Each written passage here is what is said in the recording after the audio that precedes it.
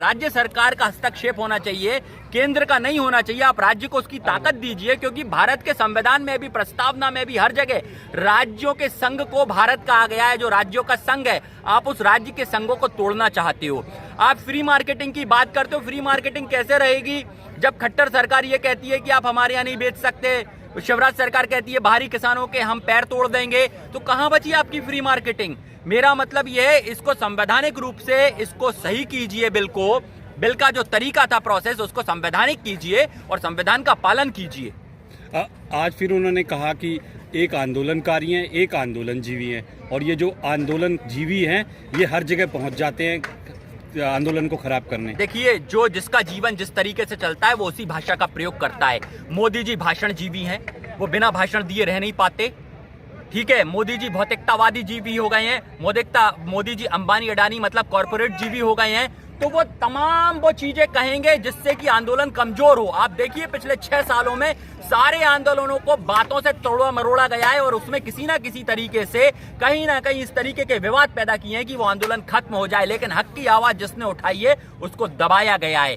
लेकिन ये आंदोलन जमीन से जुड़ा है। अरे भाई, आप सोच के देखिए, कल्पना कीजिए और जाइए सच्चाई पे कि जहां जमीन 1 इंच भी चली जाती है, 1 फीट भी जमीन अगर दबा ली जाती है या उस पर किसी प्रकार की मेड़ भी बना लेता है भाई भी, पड़ोसी भी, तो लड़ाई छिड़ जाती है। तो ये तो पूरी जमीन की बात हो रही है कॉन्ट्रैक्ट में, इसमें काले ही काला है। देखिए, अगर कॉन्ट्रैक्ट में चले जाएंगे तो जमीन बेचने का अधिकार किसान से छिन जाएगा। आप एक तरफ कंपनी को 25 साल की गारंटी दे रहे हैं। अरे भाई, 4 दिन के, हम कहते हैं 2-5 साल के लिए अगर कोई जमीन रख लेता है ना, तो जमीन वो कब्जे में ले लेता है। वो नहीं छुड़ा पाते, हम कंपनी से कैसे छुड़ाएंगे अपनी जमीन? फिर इसके बाद कॉन्ट्रैक्ट फार्मिंग में आप जाइए तो आपने कोर्ट जाने का रास्ता बंद कर दिया, ये काला है। गैर संवैधानिक तरीके से कानून लाए हैं, ये काला है। इससे बड़ा काला दिन क्या होगा जहां राज्यसभा के अंदर आपने ध्वनि मत से ये प्रोसेसिंग की और वहां पर माइक ऑफ कर दिया, ये काला है। इसके बाद आप आइए, अगला काला और बता दूं, जिस काला बाजारी को अपनी खुली छूट दे दी है सन 1955 में बने कानून को, आपने आवश्यक वस्तुओं से उन चीजों को निकाल दिया जिसकी मार जनता पर पड़ेगी महंगाई की। ये काला ही तो काला है, और कितना काला करेंगे आप? अब इससे ज्यादा काला क्या होगा? अब हमारे काले दिन ही तो शुरू करवा दिए मोदी जी ने, इसलिए तो यहाँ बैठे हैं। आप देखिए ना, पिछले 75 दिनों से 77 दिनों से यहाँ पर बूढ़े रो रहे हैं, बच्चे रो रहे हैं, माएँ रो रही हैं, और क्या देखोगे आप देश में? कैसी उदासीनता छा गई है।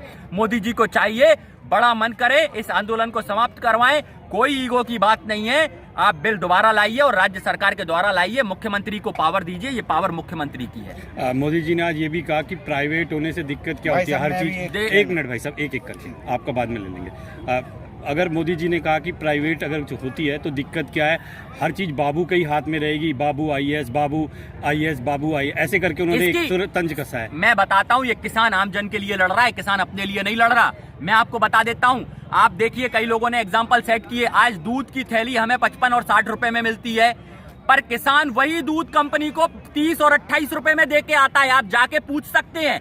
तो बताइए, आज जो अनाज हमको 18 रुपए और 20 रुपए में मिल रहा है, कल वो अनाज आम जन को 50 रुपए में मिलेगा, क्योंकि पैकेजिंग हो जाएगी उसकी। तो इसमें किसान का तो कोई दिक्कत नहीं, किसान को जो मिल रहा है वो वैसा ही मिलना है, लेकिन इसमें आम जन पर बड़ी मार पड़ेगी। मुझे कहना चाहिए कि आम जन को इस आंदोलन में आना चाहिए, क्योंकि ये मार आम जन की है। किसान के जीवन में क्या परिवर्तन आया? उल्टी जमीनें जाने का खतरा है। इसके बाद उसके प्राइवेटाइजेशन हो जाने से आप देखिए कालाबाजारी का खतरा है। फ्री मार्केटिंग जो बात कर रहे हैं वो तो पहले भी होती थी, कश्मीर का सेब यहाँ दिखता था। IAS के हाथ में, IAS PCS, यानी उनका मतलब है कि हर चीज सरकारी क्यों रहे, प्राइवेट में क्यों ना रहे?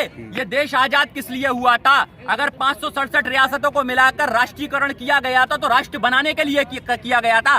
कल तो आप पुलिस वालों को भी प्राइवेट कर दोगे, आप तो धीरे धीरे करके सारी चीजें सरकार कर दोगे, सेना प्राइवेट कर दोगे, फिर क्या बचा देश में हमारा? अरे, सरकारी संपत्ति पर जनता का हक होता है, निजी संपत्ति पर नहीं। आप कॉर्पोरेट जगत को बेच रहे हो, आप पूंजीवाद की तरफ जा रहे हो, जबकि देश समाजवाद की ओर जाना चाहता है। क्रांतिकारियों ने एक समाजवादी वतन की कल्पना की थी, जिसे आपने खो दिया है। नेताजी सुभाष चंद्र बोस को खो दिया आपने, आजाद हिंद फौज का था पता नहीं है हमें पता नहीं है। नेताजी के जय हिंद नारे का अपमान कर दिया आपने, भारत माता का नारा लाके। मैं तो कहूंगा नेताजी का सरासर अपमान होता चला जा रहा है।